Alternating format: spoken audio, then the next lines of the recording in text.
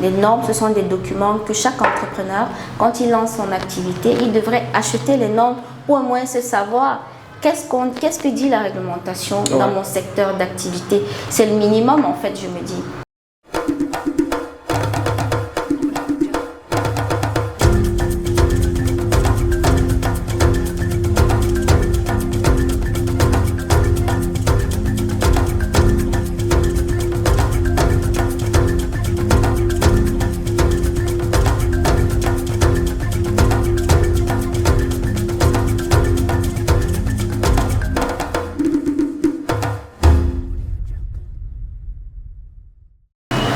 Fidèles téléspectateurs du magazine Made in Cameroun, bon après-midi, c'est avec le même plaisir que je vous retrouve. Cette fois-ci pour un nouvel invité, une nouvelle session. Elle est auteure et ingénieure agroéconomiste. Néné Abirèche, c'est son nom. Elle va nous parler de Cali Stratégie. Néné Abirèche, bon après-midi et bienvenue sur ce plateau. Merci, bon après-midi, monsieur. Alors, Madame Néné Abirèche, c'est qui et c'est quoi la Cali Stratégie exactement? Alors, je m'appelle Néné Abirèche, je suis ingénieure agroéconomiste de formation, également au cadre à l'Agence des normes et de la qualité, et je suis auteure du livre La Cali Stratégie et consultante en stratégie de marque. Alors, le livre, enfin, La Cali Stratégie, c'est un projet. Oui. C'est un projet qui vise à sensibiliser sur la culture de la qualité, tant chez les producteurs, dans les entrepreneurs, ou alors les consommateurs. Parce qu'on se rend compte qu'en Afrique, les marques africaines ont du mal à décoller et à être prospères parce qu'ils ne vendent pas, ils ne commercialisent pas peut-être des produits ou des services qui sont de qualité de manière à concurrencer les marques qui sont internationales. Et les consommateurs aussi, pour leur santé, ils ont besoin un peu de savoir ce qu'ils consomment, même pour leur propre satisfaction. Donc j'ai décidé de sensibiliser sur la culture de la qualité et pour les aider aussi à augmenter leur chiffre d'affaires et à être beaucoup plus compétitifs sur le marché local et international. Et c'est donc un élément plutôt vital pour les entreprises aujourd'hui au Cameroun. Alors est-ce que l'entrepreneur qui se retrouve donc à Bépanda ou en Vogada peut implémenter la Cali Stratégie et de quelle manière finalement? Mais bien sûr, en fait, quand je dis stratégie, enfin là j'ai écrit un livre qui s'appelle La Cali Stratégie. Alors l'objectif c'est de se dire à l'entrepreneur que tu as ton entreprise, tu as des stratégies commerciales, des stratégies marketing, il te faut aussi une stratégie qualité pour pouvoir fabriquer ou alors mettre sur pied un produit ou un service qui est de très bonne qualité. Et quand je dis très bonne qualité, c'est dans le fond comme dans la forme. Il faudrait que tu aies un branding qui est correct. Il faudrait aussi que si c'est des produits, que tu respectes des règles d'hygiène. Bref, il y a un ensemble de réglementations qui encadrent ton secteur d'activité. Donc pour moi, il faudrait pouvoir mettre sur pied une stratégie qui te permet de satisfaire le consommateur et aussi de respecter la réglementation qui encadre ton secteur d'activité. Exact. Voilà. Alors lorsqu'on sait que les entreprises au Cameroun sont la plupart du temps dans le secteur informel, comment on implémente finalement la Cali Stratégie? La qualité. C'est très compliqué parce qu'il faut déjà que l'entrepreneur soit conscient de l'importance de la qualité pour son entreprise. Mais généralement, ils apprennent ça à la dure quand il y a des contrôles sur le marché et qu'ils se voient confisquer leurs marchandises. Voilà. Ou alors quand un client meurt ou alors est victime d'une intoxication alimentaire, si c'est un produit agroalimentaire, après la consommation de leurs produits, généralement ils apprennent ça à la dure, alors qu'ils peuvent éviter, on va dire quoi, ce style de problème, que ce soit des amendes ou des problèmes avec leurs clients, quand ils ont en amont respecté les exigences réglementaires, ce qu'on retrouve dans les normes. Les normes, ce sont des documents que chaque entrepreneur, quand il lance son activité, il devrait acheter les normes pour au moins se savoir qu'est-ce que dit la réglementation dans mon secteur d'activité. C'est le minimum, en fait, je me dis, quand on lance son activité. Lorsqu'on sait que le Cameroun est dans un contexte d'hyperinflation, le client, le consommateur et l'entrepreneur, ils font comment finalement pour y mettre de la qualité dans les produits et les services qu'ils offrent? C'est vrai que c'est très compliqué. Vous êtes en train de me dire que comme il y a l'inflation, le pouvoir d'achat des consommateurs n'est pas assez élevé. Exact. Et donc, ils sont tentés d'aller vers le moins cher, comme on dit au quartier. Oui, ils vont vers le moins cher. Mais moi, j'ai envie de dire, même à celui qui fabrique le moins cher, fabrique au moins ça va un minimum d'éthique. C'est quoi le minimum d'éthique? L'hygiène, par exemple, si c'est des produits cosmétiques ou agroalimentaires, c'est le minimum. C'est-à-dire, même sans connaître c'est quoi les normes, ce que la réglementation dit, tu dois être organisé dans ce que tu fais. On remarque que dans nos entreprises locales, les gens sont très amateurs et sont très désorganisés. Ils manquent de structure. Ils ne respectent aucune règle, aucune harmonie. Donc, même ta grand-mère, quand elle va cuisiner, exact. Mais elle lave ses mains au minimum. C'est le minimum. Voilà. Elle sait que, ok, je lave mes mains, je m'arrange à ce qu'après avoir cuisiné, je nettoie. Voilà mon plan de travail. Je vais vendre telle quantité, je sais que je vais rentrer avec ceci. Je vais dire qu'il y a un minimum d'organisation. Sauf qu'aujourd'hui, je dis qu'il existe des documents qui te permettent d'être mieux structuré. Il existe des normes pour les produits, des normes pour les services, des normes même pour l'organisation, même pour le management au sein de l'entreprise. Ce n'est pas très coûteux. Encore qu'il existe même des articles qui font une sorte de résumé même de ces exigences ou de ces normes-là sur Internet. Même si tu n'as pas les moyens, tu dois te demander mon secteur d'activité au Cameroun. Qu'est-ce que la réglementation dit? C'est le minimum. Alors, la plupart des entrepreneurs camerounais estimeraient que créer un beau logo, faire une belle communication sur les réseaux sociaux, c'est ça la qualité et la stratégie. Finalement, vous répondez à quoi face à ça? La qualité, c'est un ensemble de critères. Comme je l'ai dit, c'est satisfaire le client, c'est satisfaire aussi, enfin, c'est respecter les exigences réglementaires. Et quand on satisfait le client, il y a le visuel, il y a aussi même l'utilité du produit. Donc évidemment, le branding, il est très très important.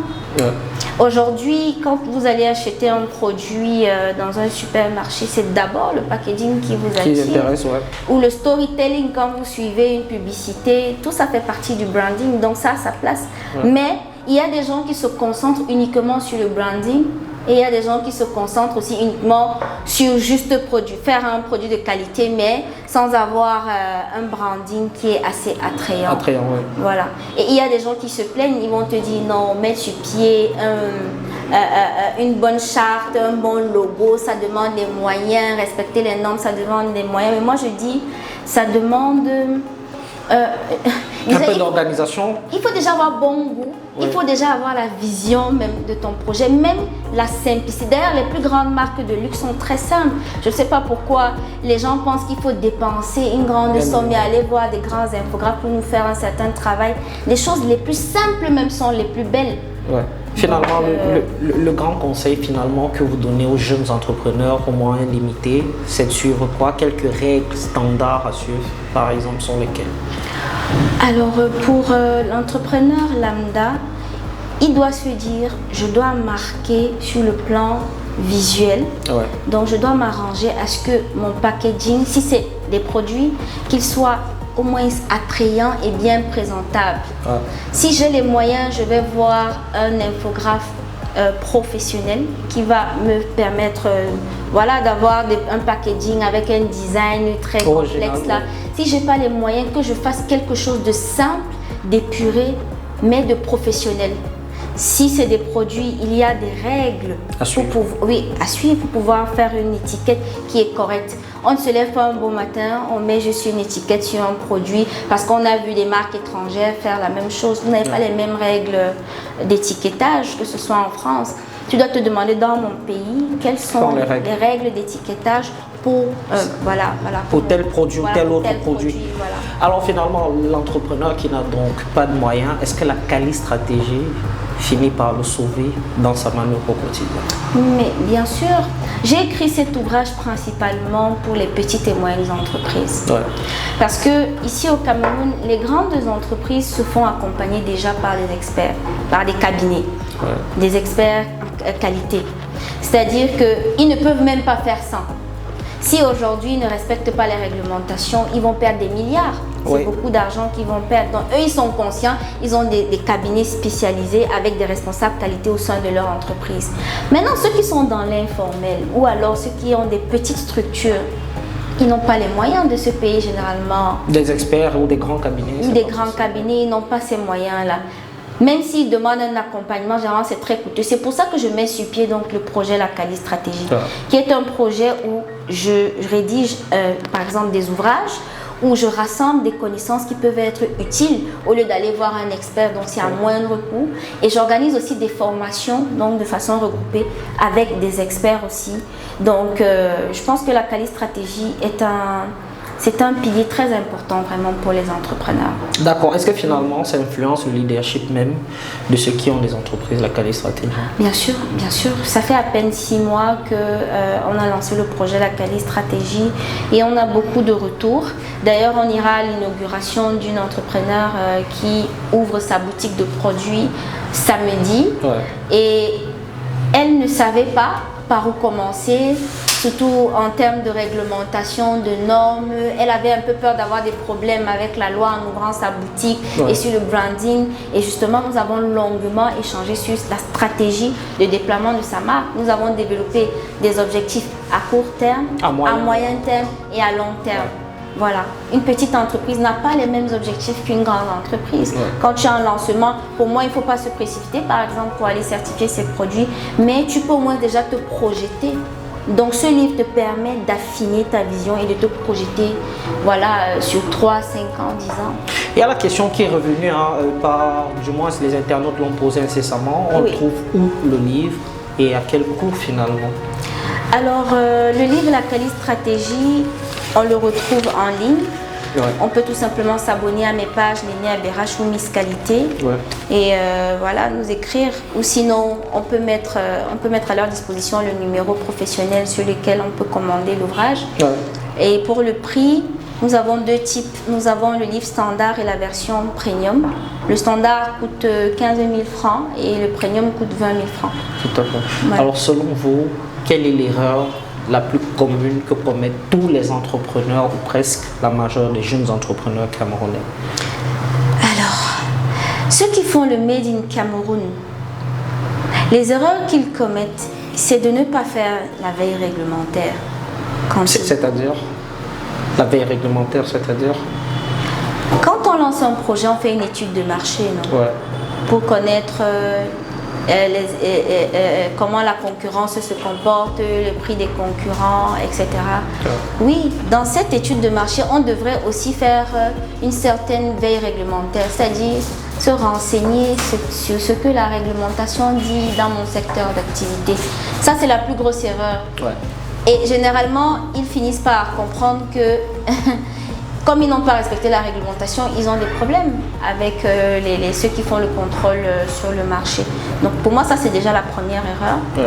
La deuxième erreur, je dirais que c'est de ne pas accorder assez d'importance au branding de leurs produits. Quand on regarde nos produits africains, produits made in Cameroun, à côté des produits parfois qui sont importés et qui sont parfois même de mauvaise qualité, on a l'impression que nos produits sont un peu mitigés, ils sont faibles. On a du mal à avoir confiance en nos produits. Est-ce que c'est pas finalement parce que est-ce que c'est pas par exemple parce que notre réalité n'est pas adaptée, ou bien les moyens ne sont pas adaptés à nos produits, ou bien c'est parce qu'au préalable ça n'a pas été imprimé dans l'esprit des entrepreneurs?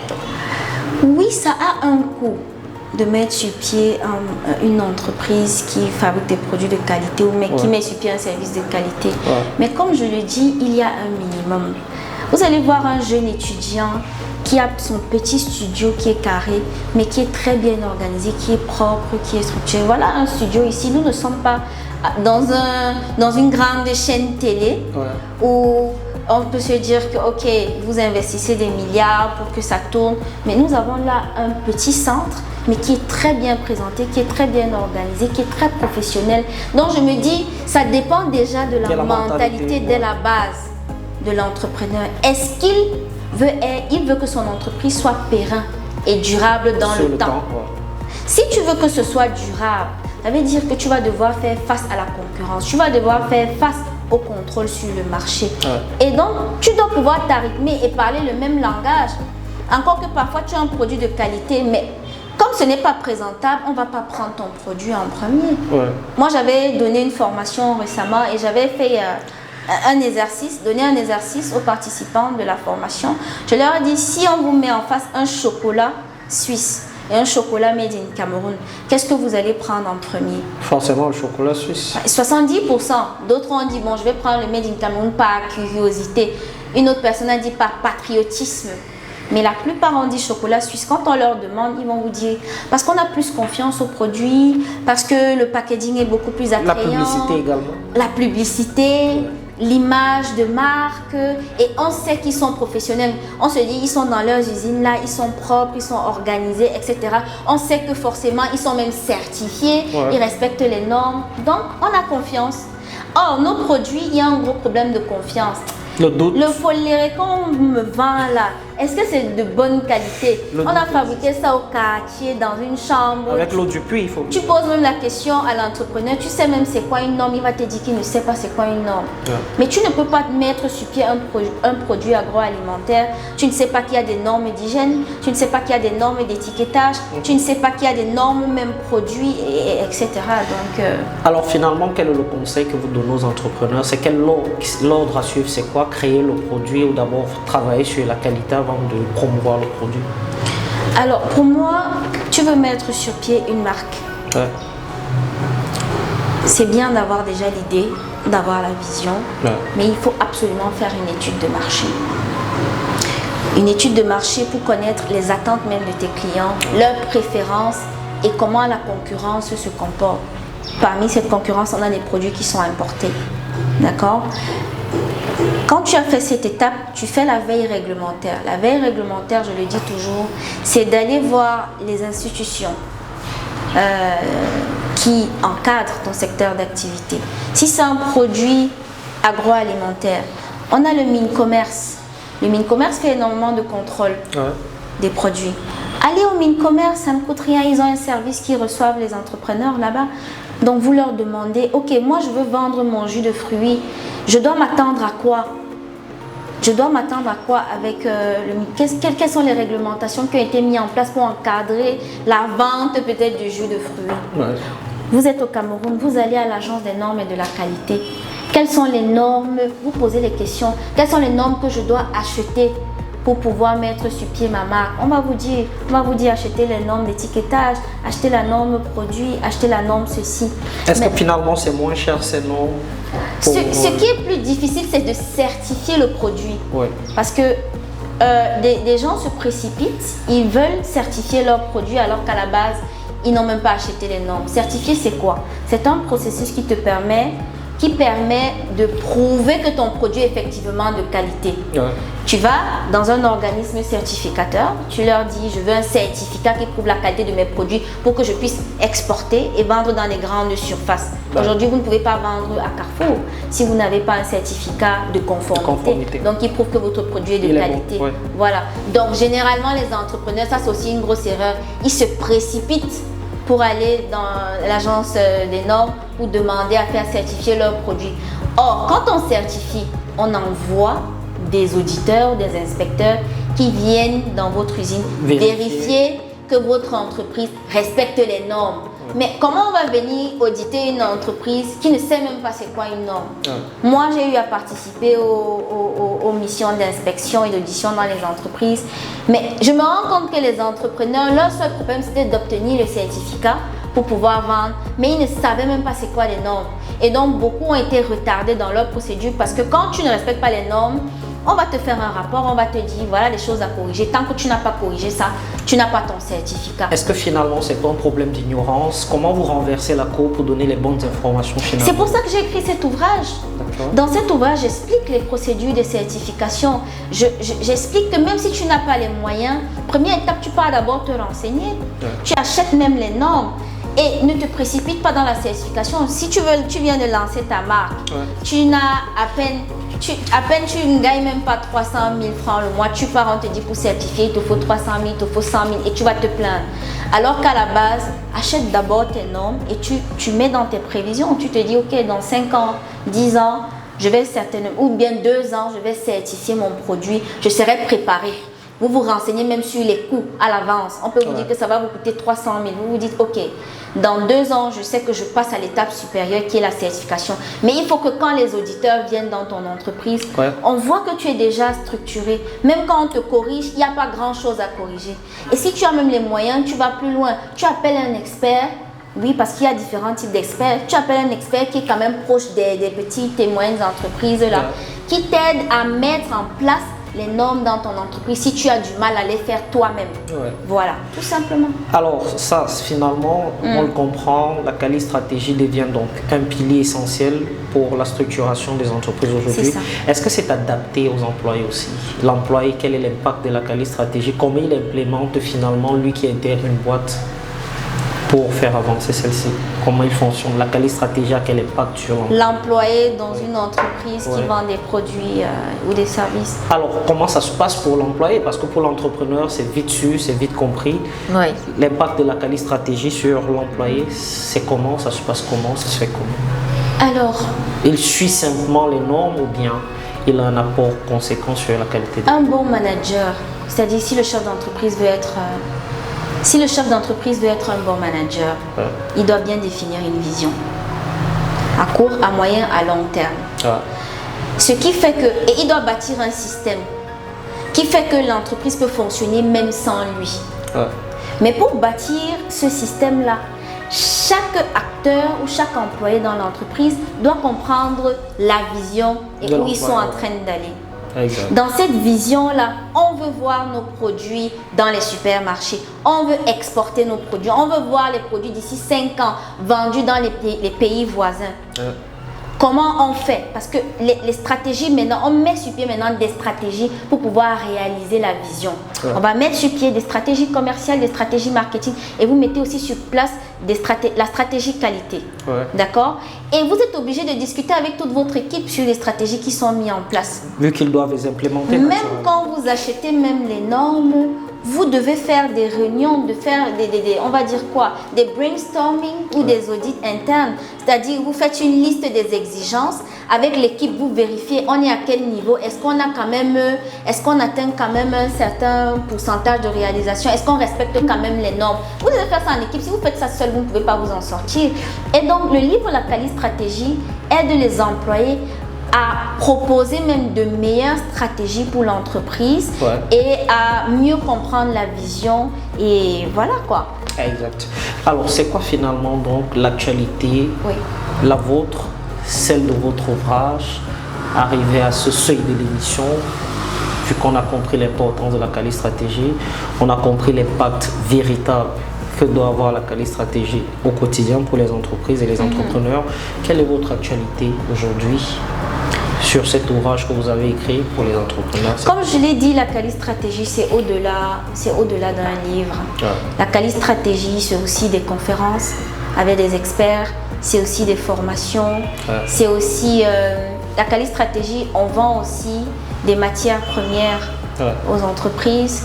La quali stratégie, on vend aussi des logiciels de management. Donc aujourd'hui, nous avons organisé 2 conférences déjà. Nous avons organisé la première conférence dédicace à Yaoundé, à l'INAM. La deuxième, elle était à Douala, au Crystal Palace. Nous avons rempli une salle de pratiquement 300 personnes et nous avons eu beaucoup de bons retours parce que les entrepreneurs qui étaient perdus dans leur façon de fonctionner avec ont essayé de se retrouver. Oui, parce que l'objectif, c'est qu'on arrête d'être médiocre. Et qu'on essaie de mieux se structurer pour que nos entreprises soient durables dans le temps. Et nous avons également organisé des masterclass. À Yaoundé, nous avons organisé une masterclass sur le branding et le packaging avec des infographes et des entrepreneurs. À Douala, nous avons organisé une masterclass sur comment digitaliser et automatiser notre système au sein de l'entreprise. Et à la base, on devait aussi aller à Garoua, organiser une conférence là-bas avec des experts, mais vu les troubles qu'il y a actuellement, nous avons dû suspendre pour le moment l'événement. Et nous sommes aussi en train de préparer le Festival international de la qualité qui aura certainement lieu l'année prochaine. Tout à fait. Alors, je vais vous laisser le soin de boucler cette émission. Si vous êtes donné un mot, quel est le titre que vous donnerez finalement à cette interview sur la Kali Stratégie? Quel est le pouvoir finalement de la Kali Stratégie en regardant cette caméra pour le mot de fin? Qu'est-ce que vous dites aux téléspectateurs, aux internautes qui vont nous regarder sur le petit écran? Je suppose que les internautes qui me regardent, ce sont des chefs d'entreprise, ce sont des visionnaires, ce sont des gens qui veulent contribuer à relever, à rehausser l'image de leur pays à travers leur entreprise, à travers leur marque de produits ou de services. Dites-vous que votre projet n'est pas pour vous seul. Votre projet va changer des vies, que ce soit vos consommateurs ou que ce soit vos employés. La réussite de votre entreprise dépend aussi de l'organisation au sein de votre entreprise, dépend aussi de la satisfaction qu'a vos clients et la satisfaction qu'ont vos employés. Donc, je vous invite à affiner votre vision, à rêver grand et à être beaucoup plus professionnel. Aujourd'hui, beaucoup ne veulent pas se former et veulent fonctionner comme des amateurs. Aujourd'hui, si tu veux être compétitif, si tu veux faire face aux marques internationales, qu'on parle aussi de ta marque sur le marché international, tu dois pouvoir parler le même langage technique, le même langage que tu dois savoir c'est quoi les normes, tu dois savoir c'est quoi la certification d'un produit, tu dois pouvoir mettre en avant le branding de ton produit, tu dois travailler ton image de marque.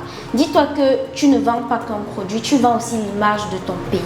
Et il est temps de prendre au sérieux. Moi, je t'invite à parcourir le livre La Kali Stratégie dans lequel j'aborde les questions de branding, d'image de marque, j'aborde des questions aussi de procédures de certification, d'exportation et d'importation. Et voilà. Aujourd'hui, je crois qu'on a tout ce qu'il faut pour que nos entreprises brillent. Tout ce qu'il faut, c'est qu'on passe à l'action et qu'on ose se former et bien s'entourer. Merci. Voilà, c'est sur ce mot de fin donc de notre invité Néné Abirèche que nous allons nous séparer. Vous serez désormais moins ignorant que hier. Désormais, vous connaîtrez la vérité et celle-ci vous affranchira. La Kali Stratégie, c'était donc cette thématique qui nous a conduit du début à la fin de cet entretien. À très bientôt pour un nouvel invité, une nouvelle émission, une nouvelle session. Au revoir. Au revoir, merci.